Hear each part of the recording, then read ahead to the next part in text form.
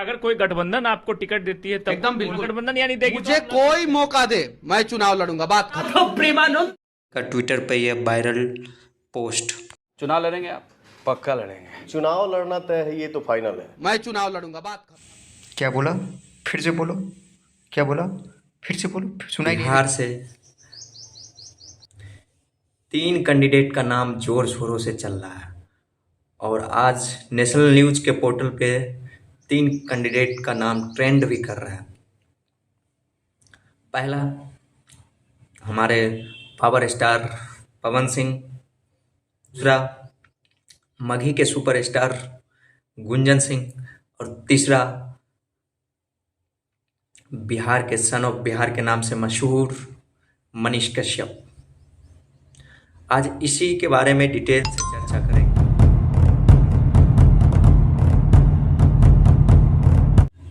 (2024) का इलेक्शन कि ये तीनों लोग बिहार से हर हाल में चुनाव लड़ना चाहते हैं।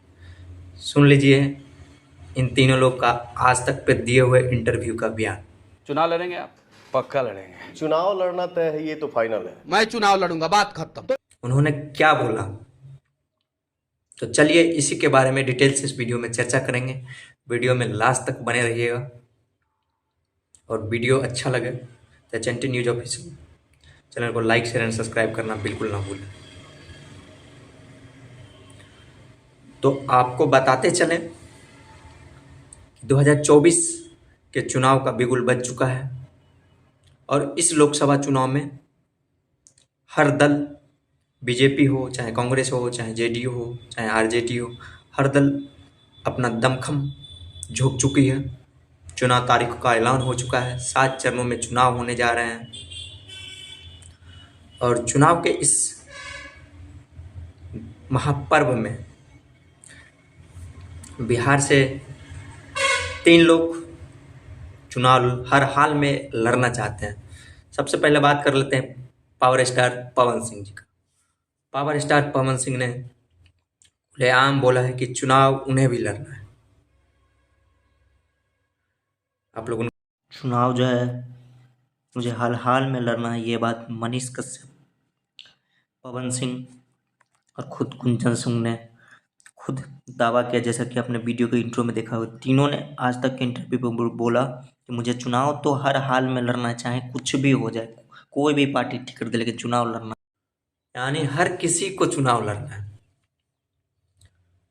तो पवन सिंह का बात करते हैं। पवन सिंह को आप लोग को जैसा पता है कि आसनसोल से बीजेपी ने टिकट दी थी और लगभग 2014 के टाइम से ही पवन सिंह बीजेपी के लिए चुनाव कैंपेन कर रहे हैं। ये देखिए गुंजन सिंह का जब वो रैली कर रहे थे उस समय क्या हुजूम था और बहुत ही ज़्यादा 2014 के टाइम से बीजेपी के लिए रैली में शामिल हुए हैं। 2014 समझ सकते हैं, उस समय उन्होंने कोई पद की लालसा या कहीं कैंडिडेट खड़ा होने की लालसा नहीं दिखाई थी। तो बीजेपी को लगा था कि नहीं, ये कार्यकर्ता हमारे लिए काम किया है लगभग 2 कैंपेन से, चुनाव कैंपेन से, तो इसे टिकट देना चाहिए।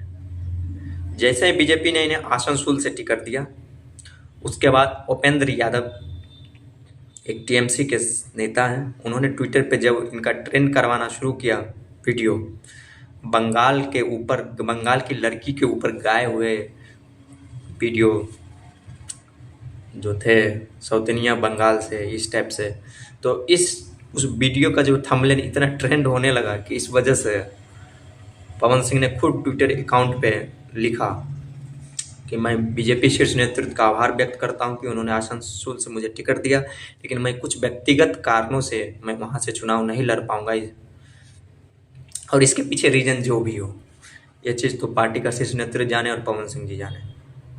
और जब उन्हें टिकट वापस किया गया तो उसके बाद पवन सिंह ने भी बोला कि मैं चुनाव लड़ूंगा, हर हाल में चुनाव लड़ूंगा, और व्यक्तिगत रूप से पवन सिंह आरा से चुनाव लड़ना चाहते हैं। जब भी उनसे इंटरव्यू में पूछा गया, आप सुन सकते हैं वीडियो में,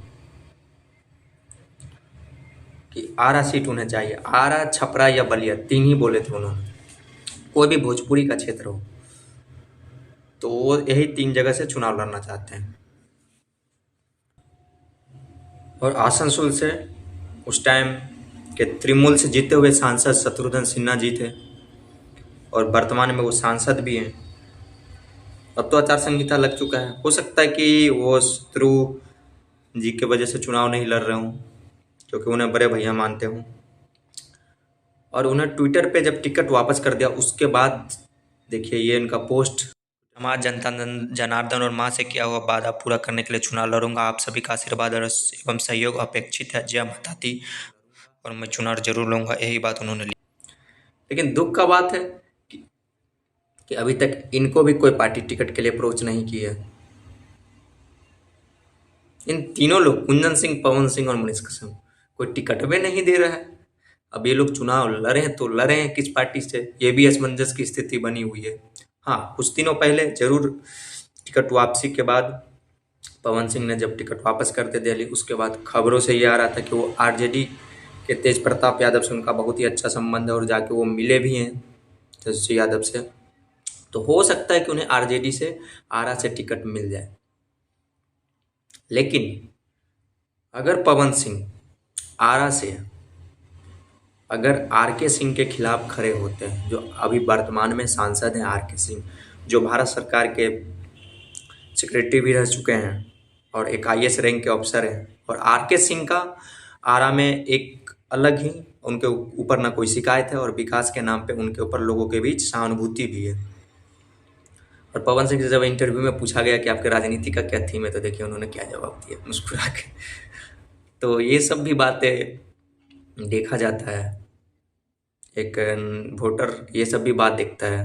और मजाक मजाक में उन्हें कह भी दिया था कि आप नाचने, ये पवन सिंह जो है वहाँ के वोटर को कोई बोल भी देते हैं कि नाचने गाने के लिए ही सही है, इनसे राजनीति ना हो पाएगा।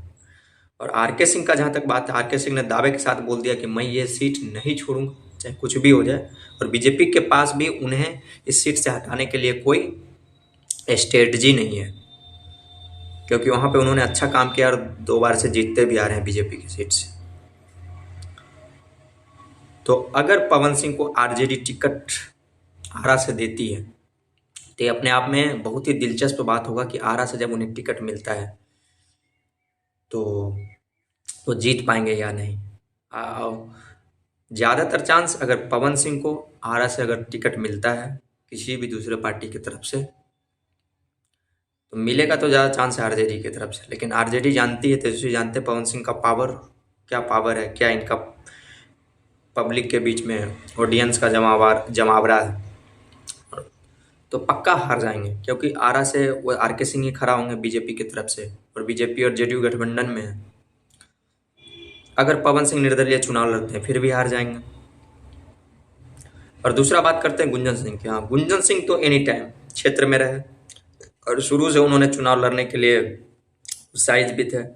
और भोजपुरी में एक चीज़ कहा गया ना कि 5 लोग भोजपुरी में, जैसे देखिए मनोज तिवारी गए, फर्स्ट मनोज तिवारी सबसे पहले बीजेपी और पूर्वी दिल्ली से सीट से लड़े, उसके बाद रवि किशन, ठीक है, उसके बाद नीरव हुआ।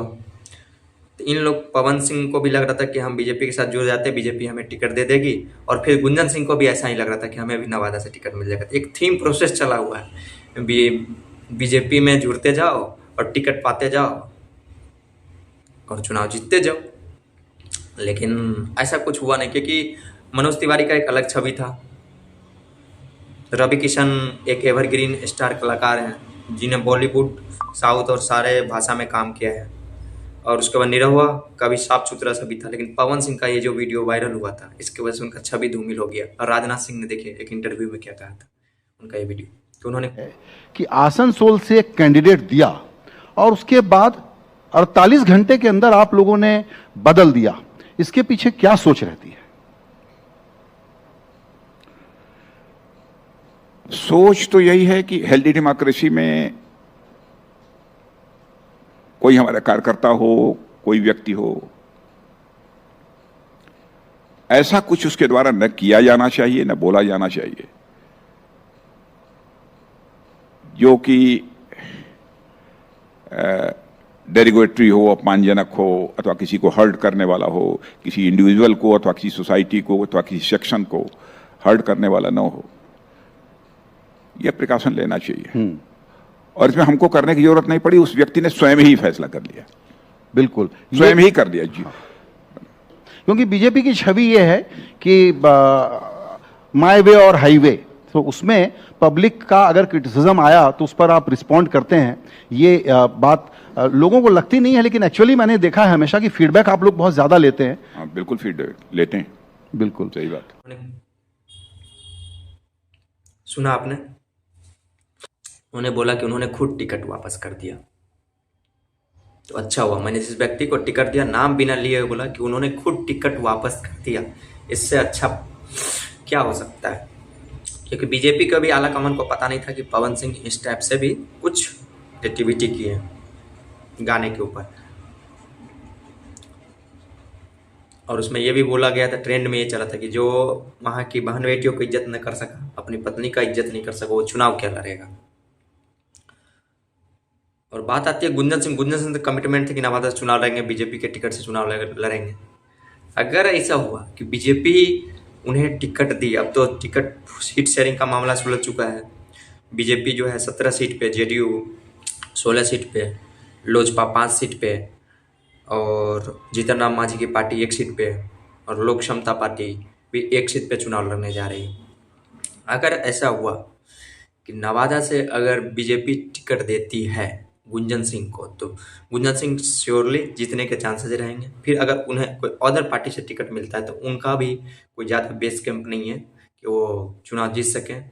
और उन्होंने चुनाव से पहले ही शक्ति प्रदर्शन करके पवन सिंह के साथ क्षेत्र में जा के पार्टी पर बार बार दबाव बना रहे हैं बीजेपी पे।